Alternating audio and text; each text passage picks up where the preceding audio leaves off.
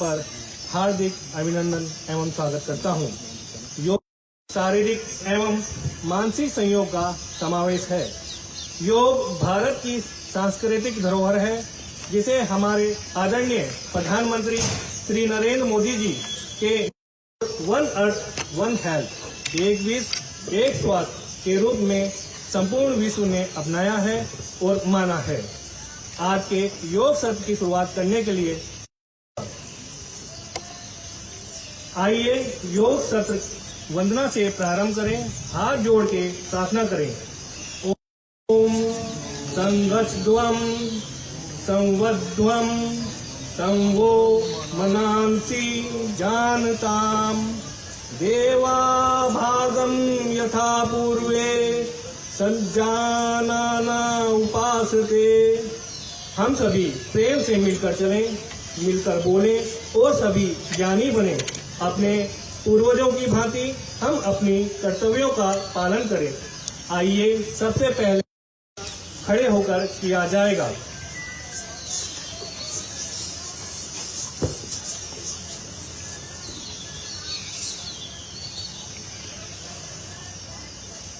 इनमें प्रथम है ग्रीवा चालन।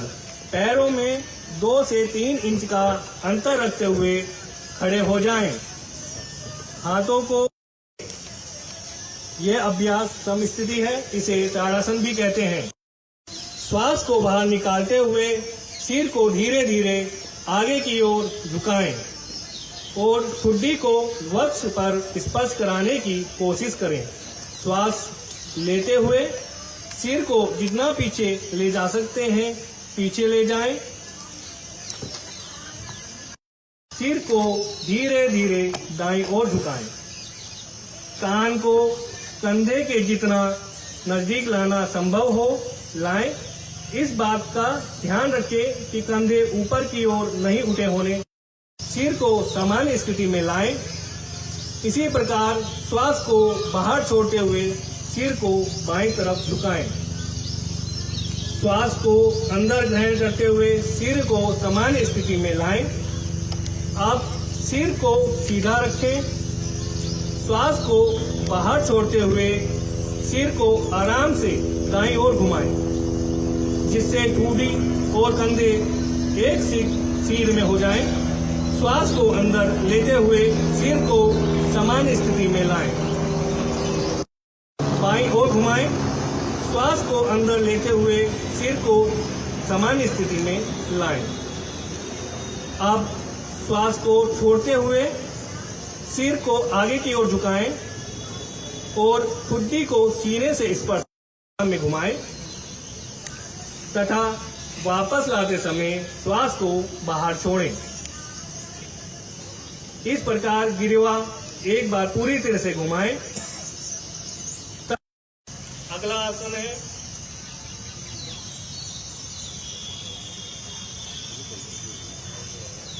उंगलियों को दाएं कंधे पर रखें।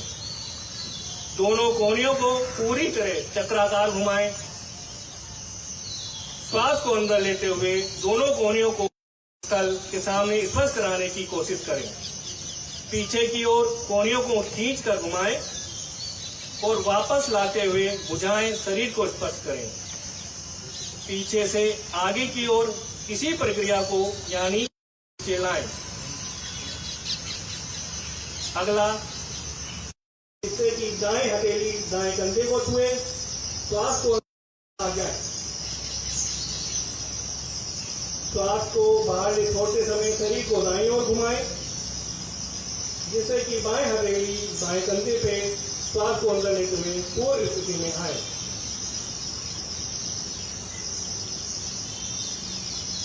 अब समान स्थिति में आ जाए। अगले आसन खड़े होकर किए जाने वाले हैं। प्रथम है ताड़ासन। दोनों पैरों के बीच की 2 इंच की दूरी रखें। सांस अंदर लें। हाथों को सामने की ओर और कंधों के स्तर तक उठाएं। दोनों हाथों की उंगलियों को आपस में एक दूसरे में फंसाएं और हथेलियों को बाहर की श्वास भरते हुए दोनों भुजाओं को फिर से ऊपर उठाएं। भुजाओं को ऊपर ले जाने के साथ साथ पैर की एड़ियों को जमीन से ऊपर उठाएं और पैर की उंगलियों पर अपना संतुलन बनाएं। आंखों के सामने किसी बिंदु पर ध्यान केंद्रित करें। कंधे को बाएं पैर की अंदरूनी जांघ पर रखें।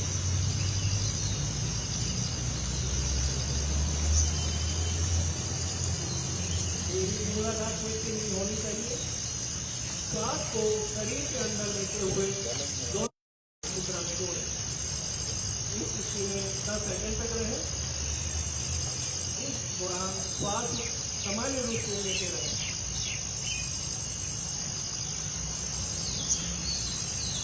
श्वास को धीरे धीरे वापस पुनः स्थिति में लौटाएं। अगला है पाद हस्तासन। पाद हस्तासन का अभ्यास करते समय को शरीर के अंदर खींचते हुए हाथों को ऊपर की ओर ले जाएं। कटी भाग से शरीर को ऊपर की ओर ले जाएं। श्वास छोड़ते हुए आगे की ओर झुकें जब तक हथेलियां जमीन को स्पर्श न करें। जितना संभव हो उतना झुकें। सामान्य श्वास प्रश्वास के साथ इस शारीरिक स्थिति में 10 सेकंड तक रुकें।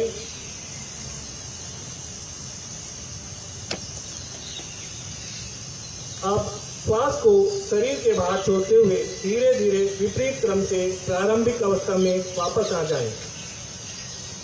सम स्थिति में विश्राम करें। अगला है अर्ध चक्रासन। पैरों के बीच 2 इंच की दूरी रखकर खड़े हो जाएं। दोनों हाथों की उंगलियों से कमर को बगल में पकड़ें। कोहनियों को समानांतर रखने का प्रयास करें। सिर को पीछे की ओर झुकाते हुए ग्रीवा की मांसपेशियों को खींचना है। इस स्थिति में 10 सेकंड तक रुकें तथा सामान्य रूप से श्वास लेते रहें।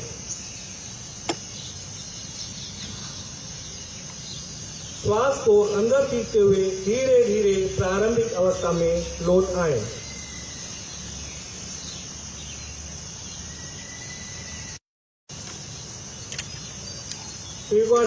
त्रिकोणासन के अभ्यास के समय दोनों पैरों को 3 फुट तक फैलाकर आराम धीरे धीरे दाएं तरफ झुकना है।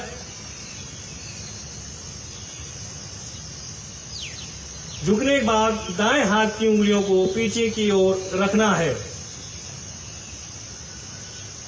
बाएं हाथ को सीधा ऊपर की ओर रखते हुए दाएं हाथ की सीध में लाना है। तत्पश्चात बाएं हथेली को आगे की ओर लाना है। अब सिर को घुमाते हुए बाएं हाथ की बीच वाली उंगली को देखना है। सामान्य श्वास लेते हुए इस आसन को 10 सेकंड तक रुकें। प्रारंभिक अवस्था में वापस आ जाएं। इस आसन को दूसरी ओर से भी करें।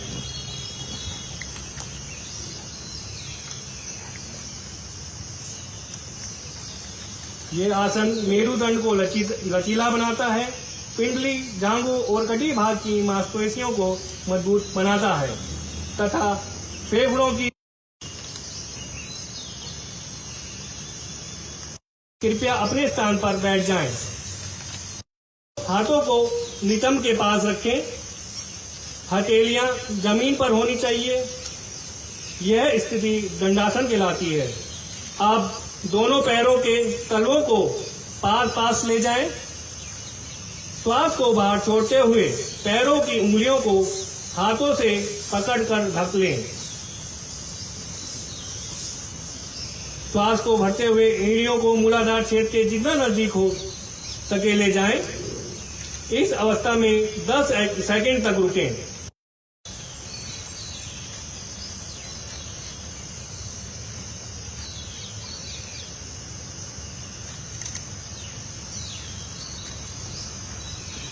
वापिस पुनः सामान्य स्थिति में धीरे धीरे आ जाएं।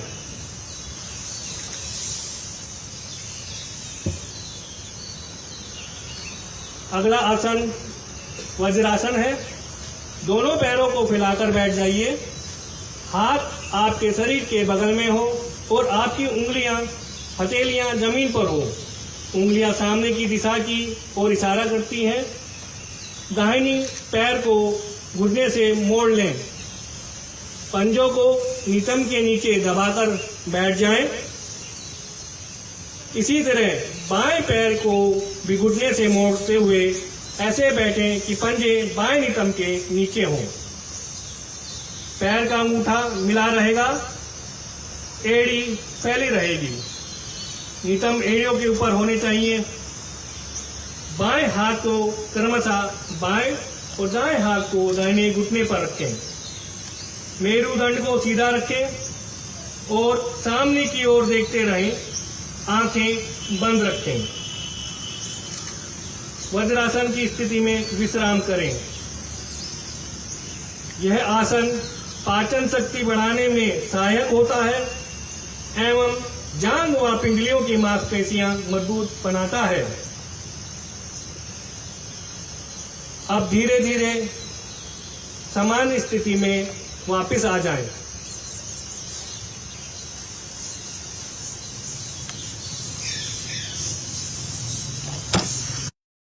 दोनों पैरों के घुटनों को एक दूसरे से दूर फैलाएं।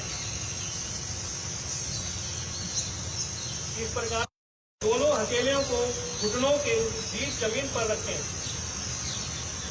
श्वास छोड़ते हुए आगे की ओर झुके बने रहें। अब श्वास को अंदर खींचते हुए ऊपर की ओर आ जाएं।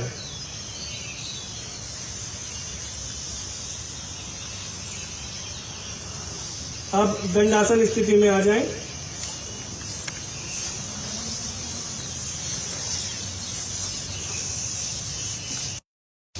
वक्रासन।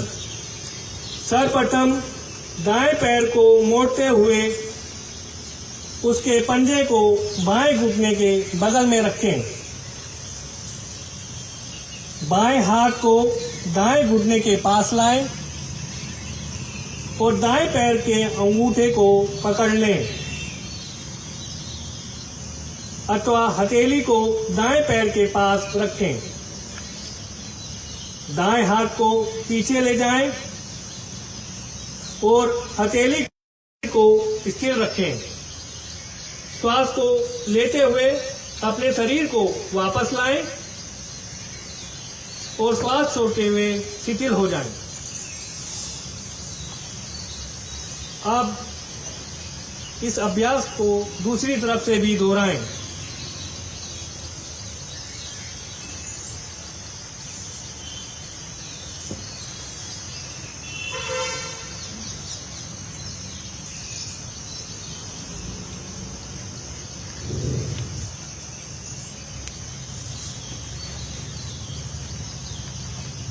अब पुनः आप प्रारंभिक स्थिति में आ जाएं।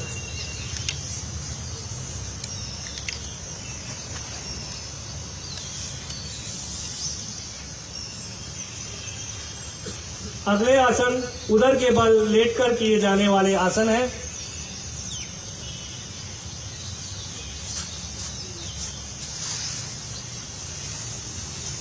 मकरासन।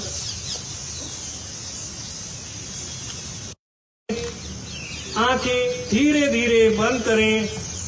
पूरे शरीर को शिथिल होने दें। यह स्थिति मकरासन कहलाती है।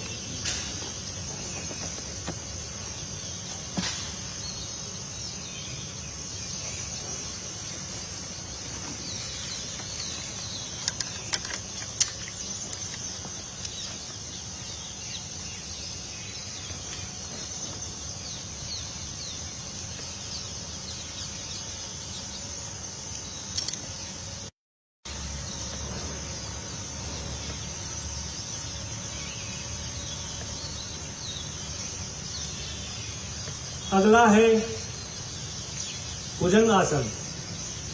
सामान्य स्थिति में आ जाएं। उदर के बल लेटे रहें। लेट जाएं। अपने दोनों हाथों पर सिर टिकाते हुए शरीर को स्थिर रखें। शरीर के ठीक बगल में ऐसा रखें कि हथेलियां और कोहनियां जमीन पर टिकी रहें।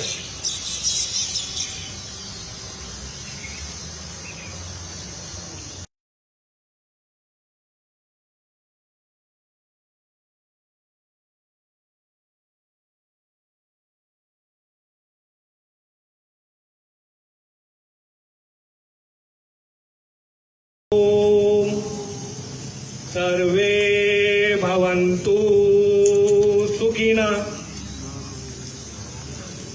सर्वे सन्तु निरामयाः,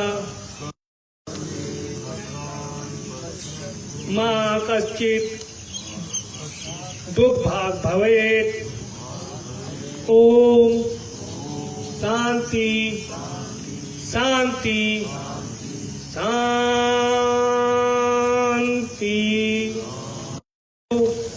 सबका मंगल हो, कोई दुखी ना हो। इस अभ्यास समाप्त होता है। धन्यवाद। करो योग, करो योग, करो योग, करो योग।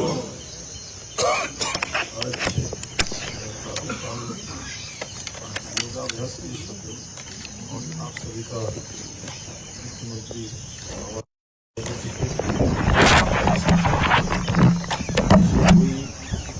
योग की यात्रा आज जन जन के समर्पण से, सभी योग साधकों के समर्पण से, उनकी अनवरत रूप से योग को जन जन का योग बनाने के कारण, उनकी दृढ़ता के कारण आज ये एक वैश्विक आंदोलन बन गया है। साथियों, हमारा मन अति चंचल है। ये भौतिक साधनों के पीछे भागता है। यह दौड़ता हुआ मन कभी भी व्यक्ति को चेतना की गहराइयों में नहीं ले जा पाता है। हमारे इसी अंतर्द्वंद को शांत करने की प्रक्रिया योग कहलाती है और योग से ही हमें अपने शुद्ध आत्मस्वरूप को जानने का अवसर मिलता है। यही कारण है कि आज भारत ही नहीं, विदेशों में भी योग की ख्याति बढ़ रही है और भारतीय पद्धतियों की महत्ता और वैज्ञानिकता सिद्ध हो रही है। आप सभी जानते हैं कि भारतीय दर्शन में अनादिकाल से मानवता को सर्वोच्च स्थान दिया गया है और हमारी संस्कृति का मूल आधार वसुधैव कुटुंबकम की अवधारणा रही है कि ये तेरा है, ये मेरा है, ये छोटा है, ये बड़ा है। ये हमारी संस्कृति का कभी भी हिस्सा नहीं रहा है। हमारे लिए और हमारी संस्कृति को हमेशा से इस बात ने आत्मसात किया है कि अयम निजम परोवृत्ति गणना लघु चेतसाम उदार चरित्रा नाम वसुधैव तो कुटुंबकम। यानी कि तेरा है, छोटा है, ये ऐसी बातें, ऐसा मन जो छोटे चित्त वाले होते हैं, छोटे मन वाले होते हैं, छोटे विचार वाले होते हैं, उनका होता है। और हमारी संस्कृति को मानने वालों के लिए संपूर्ण संसार अपने परिवार की तरह होता है, अपने घर की तरह होता है। साथियों, वैश्विक और षड्यंत्रों का सामना करने के बावजूद भारत ने कभी भी अपने मानवीय मूल्यों से समझौता नहीं किया और हमारी इस लोक कल्याणकारी अवधारणा का आधार हमारी सनातन संस्कृति है, जिसके मुख्य स्तंभों में से एक योग है। अब कभी कभी लोग कहते हैं कि सनातन क्या है। सनातन